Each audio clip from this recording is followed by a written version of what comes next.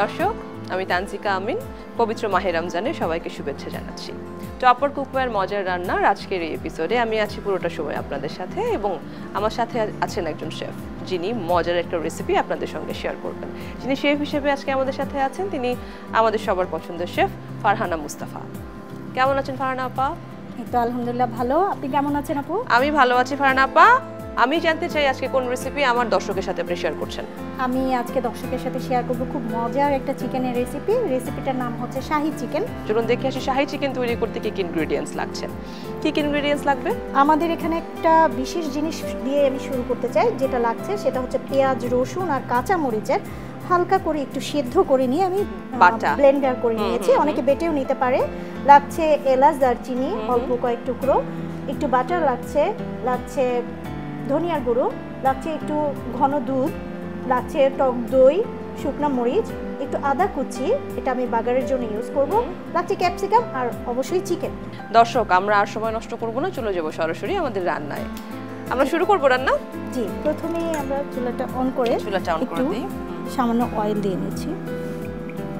দর্শক দেখতেই পাচ্ছেন আমরা ইউজ করছি টপার কুকওয়্যার ননস্টিক, যেটা তেল অনেক সাশ্রয়ী এবং দেখতেও ভীষণ সুন্দর। খুব সামান্য তেলেই হয়ে যায়। তারপর আমরা দিয়ে দিব মশলাটা, দারচিনি, এলাচ। একটু ফুটে উঠলে আমরা দিয়ে দিব আমাদের বাটা মশলাটা। হালকা করে একটু সটেট করে নিচ্ছি। আপা কি লেফটি? জি। আচ্ছা। আমরা দিয়ে দিচ্ছি কাঁচা মরিচ, রসুন এবং পেঁয়াজের বাটা, সেদ্ধ একটি বাটা, মানে হালকা একটু পানিতে সেদ্ধ করে নেওয়া।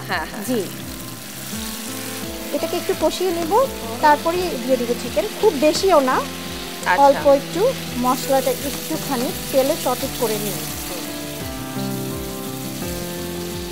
মানে কিছুক্ষণ নাড়াচাড়া করে। এখন আমি দিয়ে দিচ্ছি আমার এই চিকেনের পিসগুলো, যেগুলো আমি একটু লেবু রস, একটু লবণ আর একটু আদা রস দিয়ে মিক্স করে রেখেছিলাম।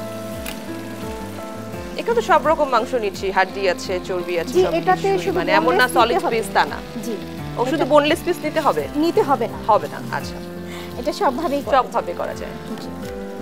এতে একে একে আমি দিয়ে দেব এখন ধনিয়ার গুঁড়ো। এটা দিয়ে একটু কষে উঠতে হবে। ও আচ্ছা, এটা একটু কষাতে হবে। এই পর্যায়ে আমি দিয়ে দেব একটু সামান্য পানি। বলেন আপা। হ্যাঁ জি, সামান্য একটু, ব্যাস এতটুকুই চলবে।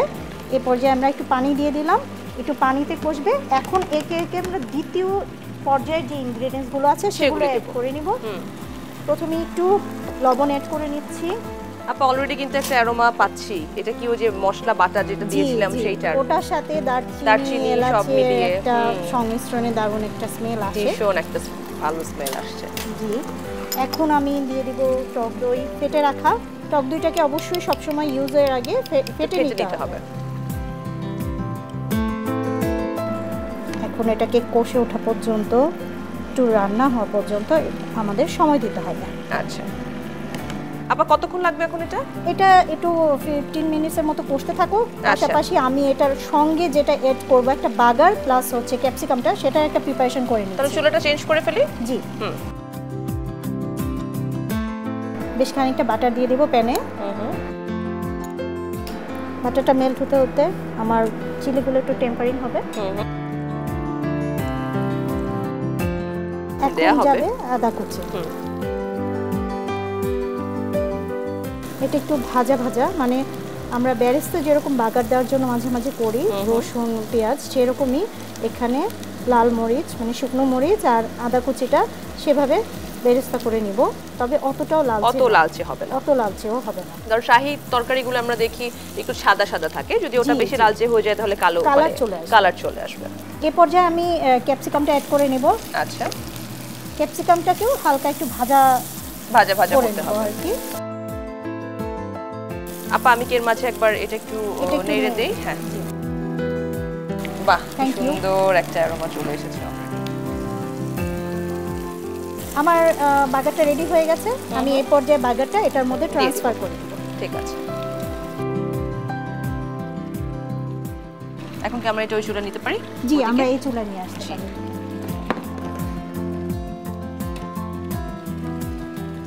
এ পর্যায়ে আমরা আসলে আমাদের যে ঘন করে গুলিয়ে রাখা দুধটা সেটাও দিয়ে দিতে পারি।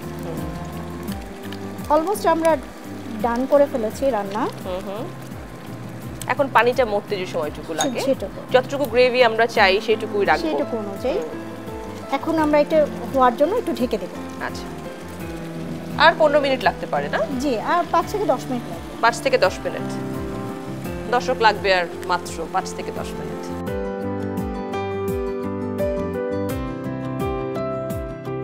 দর্শক, আমরা এখন দেখবো আমাদের শাহী চিকেনের কি অবস্থা। কি অবস্থা আপা? এই তো হয়ে গেছে। হয়ে গেছে, আমরা নামিয়ে ফেলবো। জি, চুল অফ। জি, এখন আমরা সার্ভ করে নিচ্ছি আমাদের শাহী চিকেন। আপা, যা সুন্দর অ্যারোমা হয়েছে, মানে পাচ্ছি আমরা, দর্শক মিস করে ফেলছে। যখন বাসায় ট্রাই করবেন তখন নিশ্চয়ই এরকম একটা অ্যারোমা আপনারাও পাবেন। আমরা একে একে চিকেনের পিসগুলো তুলে নেব। সার্ভ করার সময় আপনি যেটা বললেন, আমরা সাদা পোলাও দিয়ে খেতে পারি এটা। জি। তারপরে আর কি কি দিয়ে খাওয়া যাবে? নান রুটি। নান রুটি, তারপর পরোটা। অনেকে পরোটা প্রেফার করে এই ধরনের সাদা মুরগির ক্ষেত্রে। আচ্ছা,